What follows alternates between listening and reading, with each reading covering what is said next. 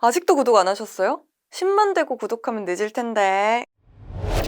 프랑스선사 CMA CGM이 최대 1조 원 규모의 4000TEU급 액화 천연가스 추진 서브 파나막스급 컨테이너선 10척을 발주합니다. CMA CGM은 아시아 조선소에 4000TEU급 LNG 이중 연료 컨테이너선 10척의 견적을 요청했는데요. 견적서를 제안받은 조선소는 현대 미포조선과 중국 황푸원충 조선소, 일본 스네이시 조선소 등으로 알려졌습니다. CMA CGM은 2026년 말에 인도될 고사양 선박을 찾고 있습니다. 서브 파나막스 컨테이너선이 기존 해양 연료로 구동된다면 선가는 척당 6천만 달러 수준의 총 6억 달러, LNG를 사용한다면 척당 최대 8천만 달러의 총 8억 달러가 될 것으로 보입니다. 특히 이 회사가 현대미포조선의 선박 견적을 요청한 건 현대미포조선이 냉동 컨테이너선의 건조 기술력을 인정받고 있어서인데요. 현대미포조선은 지난 2015년 국내 최초로 풀 냉동 컨테이너 운반선을 건조했습니다. 당시 선박은 바나나와 파인애플 등 과일과 채소를 신선하게 운반할 수 있도록 화물칸 전체에 순행식 냉동 냉장 시스템을 갖췄는데요. 전자제어식 엔진 등 다양한 에코식 기술로 연료를 절감할 수 있도록 했습니다. 과연 이번 1조 원 규모의 왕관은 누가 차지할지 관심이 모아집니다. 자세한 내용 조태영 기자가 알아봤습니다.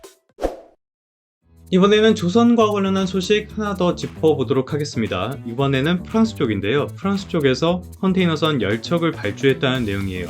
이게 LNG 이중연료 추진식 컨테이너선 10척인데 냉동 컨테이너선이라고 합니다. 냉동 컨테이너선 쪽에 현대 미포조선이 기술력을 많이 갖추고 있거든요. 그래서 이쪽에 견적서를 전달했다고 하는데요. 기술력은 이쪽에 있지만은 같이 견적서를 받은 기업들이 중국 기업들, 일본 기업들 뭐 이렇습니다.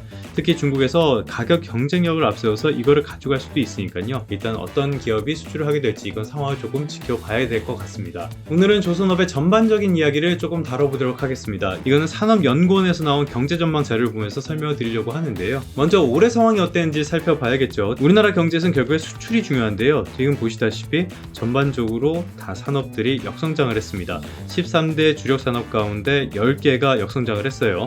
특히 국내에서 차지하는 비중이 아주 큰 반도체가 이렇게 부진했던 게 전반적인 경제 부진에도 굉장히 큰 영향을 미쳤습니다. 그런데 3개 섹터에서만은 수출 증가세를 이어갔습니다. 일단 자동차가 있고요, 일반 기계가 있고요, 그리고 오늘의 주인공인 조선의 증가율이 무려 16%가 넘었습니다. 이거는 조선업 쪽에서 2021년부터 이어진 수주의 이 인도가 올해 많이 이루어졌기 때문으로 분석을 해볼 수가 있겠는데요. 사실 이 증가세가 더 늘어날 여지가 있었는데 항상 문제가 되는 인력 부족, 이 문제 때문에 사실 기대보다는 약간 덜 증가한 편이라고 합니다. 그래도 상당히 좋은 성적표를 받아들였다라고 평가를 할 수가 있겠죠. 올해를 살펴봤으니까 내년 전망도 해봐야겠죠. 결국에 우리나라 경제에서 중요한 거는 반도체입니다. 그런데 반도체가 내년에는 올해 부진을 딛고 그래도 두 자릿수 성장을 할 것으로 전망이 됐어요. 최근 들어선 실제로 AI 열풍이 불면서 수요도 늘어나고 있고요. 판가 하락도 멈췄다는 내용도 나오고 있고, 그 다음에 재고도 많이 소진이 됐다고 하죠. 이런 점들이 다 호재로 작용을 하고 있습니다.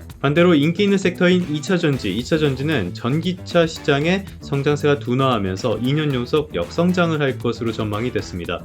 이건 뭐 일종의 성장통 정도라고 볼 수가 있겠죠.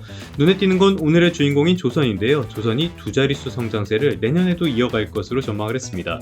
역시 2021년부터 이어진 이 수주, 이 인도가 이루어지는 것이 큰 영향을 미치는 건데요. 지금 국내 업체들의 수주를 보면은 뭐 저가 선박 같은 것들은 거의 존재를 하지가 않습니다.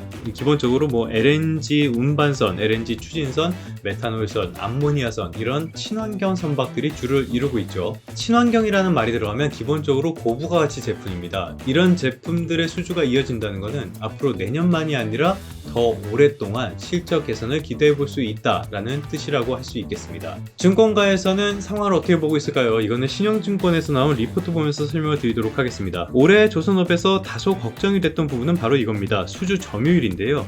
중국의 수주 점유율이 이렇게까지 올라갔고요. 국내 수주 점유율은 오히려 하락했습니다. 그런데 이거는 그렇게까지 중요한 일은 아니라고도 볼 수가 있어요. 선박을 만들 수 있는 캐퍼는 한정되어 있으니까 이 한정되어 있는 캐퍼 안에서 고부가치 선박을 수출했다라고 보면은 이건 오히려 긍정적으로 평가를 해볼 수가 있는 부분이겠죠. 그렇다면 내년 상황은 어떨까? 이 증권사에서는 일단은 올해가 발주량의 피크아웃이 아닐 것으로 봤습니다. 그러니까 내년도에도 신조선 발주량이 최소한 올해만큼은 나올 거다라는 게 이 증권사의 주장입니다. 그러니까 지금까지 선주들이 눈치를 보면서 상황을 관망해오고 있었는데 결국에는 친환경 선박 쪽으로 관심을 가지게 되면서 그게 국내 조선사들의 수주로 이어질 것이다, 이런 설명이죠. 이 말은 당연히 조선사들의 실적이 장기적으로 개선세를 보일 것이라는 뜻이고요. 이 말은 주가 역시도 우상향을 기대해 볼 수 있는 것이 아닌가라는 분석이라고 할 수 있겠습니다. 올해 국내 조선업은 굉장히 좋은 성적표를 받아들었습니다. 오랜 기간 어려움 속에서도 축적했던 기술이 이제 빛을 발한 것으로도 볼 수 있겠고요. 특히 올해는 고금리 속에 전 세계 경기가 상당히 안 좋은 상황 속에서도 이 정도의 성과를 냈다는 점에서 또 좋은 점수를 줄 수 있겠습니다. 내년 전망도 괜찮아 보입니다. 특히 지금 선박과 관련해서 환경 규제가 계속적으로 강화되는 추세거든요. 이런 상황 속에서는 친환경 선박, 고부가치 선박의 기술력을 가진 국내 기업들이 오히려 기회가 될 수 있다는 점은 분명해 보입니다. 장기간 이어지는 호황의 시작일 수도 있다는 뜻입니다. 특히 최근 들어서는 해양 플랜트 쪽에서도 가시적인 성과가 나오기 시작했죠. 이런 점들을 고려하면은 이른바 슈퍼 사이클 이런 것들의 시작을 한번 기대해봐도 좋지 않을까 싶습니다. 그러면 성공 투자하시고요. 다음 시간에 다시 뵙도록 하겠습니다.